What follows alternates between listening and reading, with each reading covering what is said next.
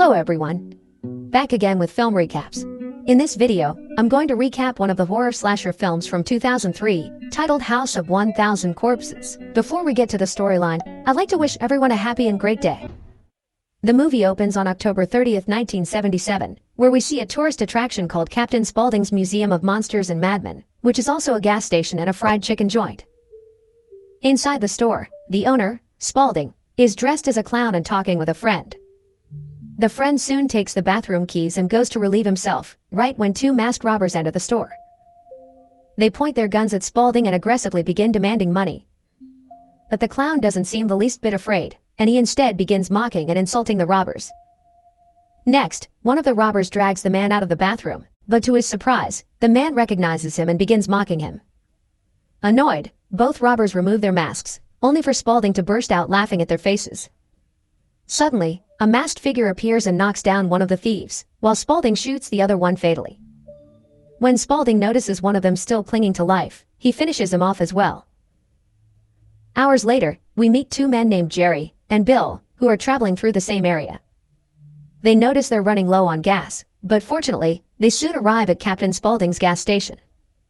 Jerry then wakes up his girlfriend, Denise, and Bill's girlfriend, Mary, so that they can check out the place as well. Later, as the guys excitedly look around the horror museum, Bill approaches Spaulding and reveals that he and his friend are driving cross-country, intending to write a book on offbeat roadside attractions. Seconds later, the girls enter, and Jerry excitedly tells them that he has already bought tickets for a tour called the Murder Ride and urges them to join. The girls aren't interested and refuse at first, but Jerry eventually persuades them to go anyway. Soon enough, Captain Spaulding starts the murder ride and narrates the stories of various serial killers while using lifelike mannequins to reenact their gruesome acts.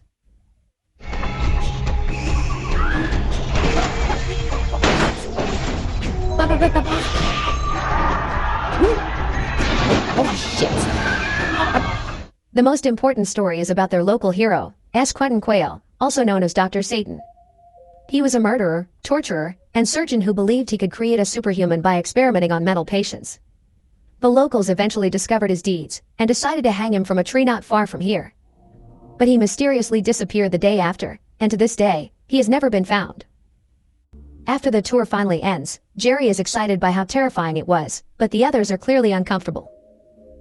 Denise then calls her dad, Donald, to tell him they stopped for gas at Captain Spaulding's station and will be a little late. Just then, a news report comes on the television about 5 cheerleaders who mysteriously disappeared in the area, and no leads have been found. Meanwhile, Jerry asks for the location of the tree where Dr. Satan was hanged, to which Spaulding says it's just a waste of time. But when Jerry keeps urging, he finally draws a map for Jerry and hands him a complimentary fried chicken. The group then drives off, but everyone is irritated that Jerry wants to go look for the tree instead of heading straight home. Soon, they notice a woman standing alone on the road, asking for a ride, and the guys decide to give her a lift, even though the girls refuse.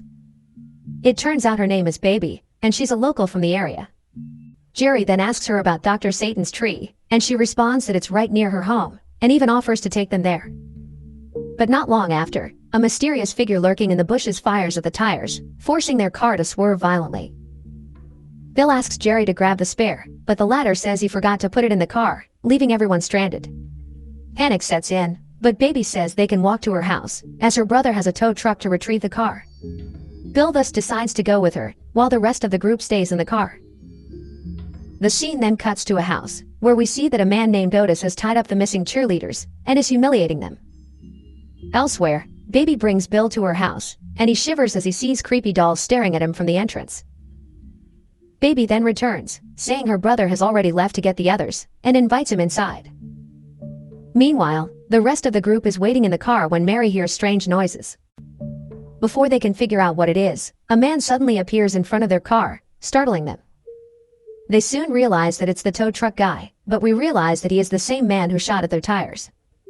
Back in the house, Bill asks Baby if she lives here alone with her brother, but she casually says there are a bunch of them. It turns out Otis is upstairs, torturing the girls, and he is none other than her brother. Here, Baby begins flirting with Bill, but he gets uncomfortable and struggles to pull away. Fortunately, the rest of the group arrives just in time. Afterward, Denise asks Baby if she has a phone, as she wants to call her dad again, right when Baby's mom, Mother Firefly arrives and tells them they haven't had a phone in years. She flirts with Jerry, who asks if the guy with the tow truck can drive them to a phone. Mother Firefly reveals his name is RJ and sends Baby to check if he has finished repairing the car. Shortly after, Baby returns and says RJ went to get a tire and that he won't be back for several hours. This frustrates the group, but Mother Firefly urges them not to worry, explaining that today is Halloween Eve, which is a very special day for them. She invites them to dinner, and the evening quickly takes a bizarre turn as the family forces the guests to wear Halloween masks to celebrate. Suddenly, an extremely tall man named Tiny appears, wearing a bizarre mask, and he silently sits at the table. Mother Firefly then writes a note instructing him to fetch Grandpa. Afterward, Mother Firefly tells the guests that her late husband, Earl, once suddenly tried to burn the house down, claiming he was possessed by spirits. Tiny had been sleeping in the basement during the fire, and most of his skin was horribly burned, leaving him scarred and nearly deaf. The gruesome tale chills the guests to the bone, but they try to play it cool. Shortly after, the group is joined by Grandpa Hugo, and they begin the meal. Jerry then asks Mother Firefly about Dr. Satan, but before she can answer, Otis suddenly appears and reveals that he knows all about him. Jerry recounts how Captain Spaulding told them the legend of Dr. Satan, but Otis claims the old man doesn't know anything. Moments later, Grandpa Hugo excitedly declares that dinner is over, and it's now showtime. Everyone sits in the audience as Hugo steps onto the stage and begins telling wildly inappropriate and disgusting jokes. The guests grow increasingly uncomfortable, but Jerry seems completely thrilled by the spectacle. Afterward, Baby goes up on stage and performs a seductive dance, which captivates both Bill and Jerry. She then comes down and begins flirting with Bill, so an enraged Mary shoves her and screams at her to stay away from her boyfriend, even calling her a whore. A furious Baby tries to attack her with a knife, but her mother calms her down, just as RJ arrives and announces that their car is ready. The guests thus scramble out of the house and jump into the car, but Baby appears and scares them, prompting them to speed off. Unfortunately, the main gate is locked, leaving Bill with no choice but to step outside to open it. But then,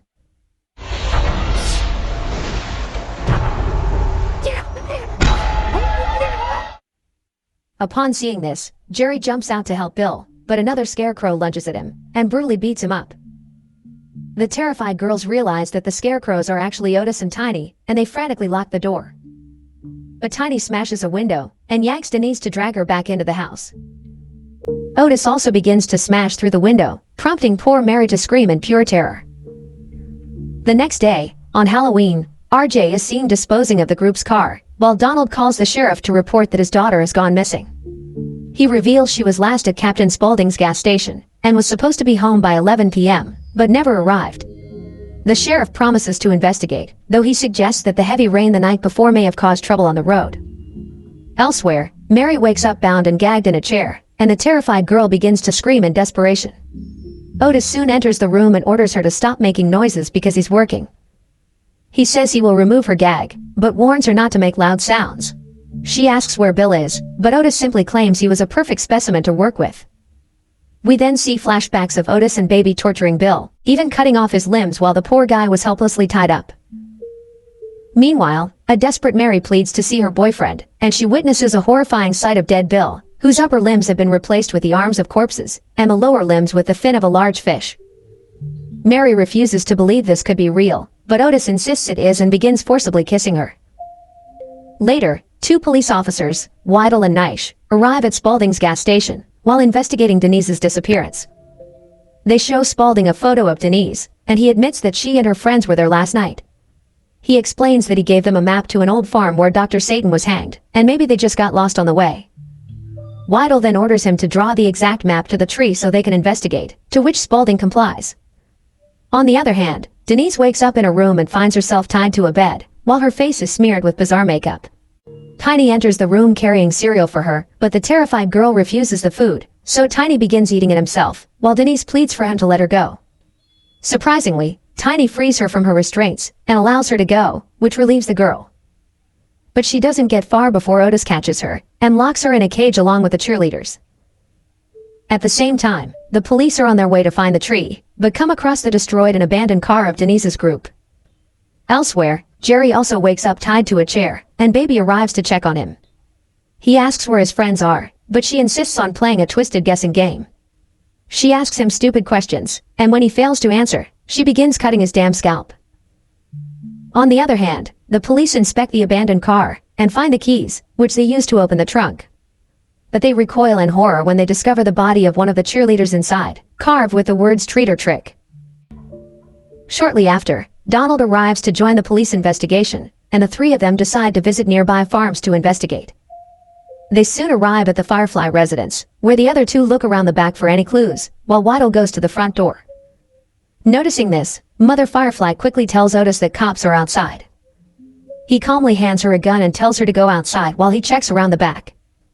At the front door, Mother Firefly greets Waddle, who shows her Denise's picture, explaining that he is searching for the missing girl.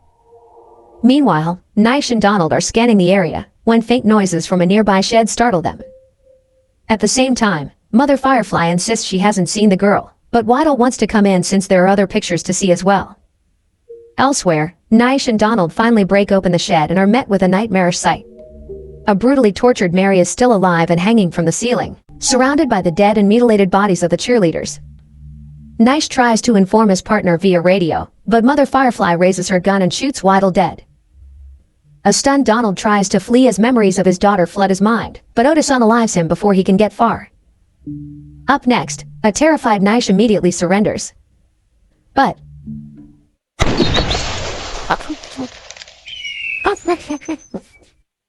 that night, the Twisted family prepares a horrific ritual, hanging Jerry, Mary, and Denise while they wear rabbit costumes.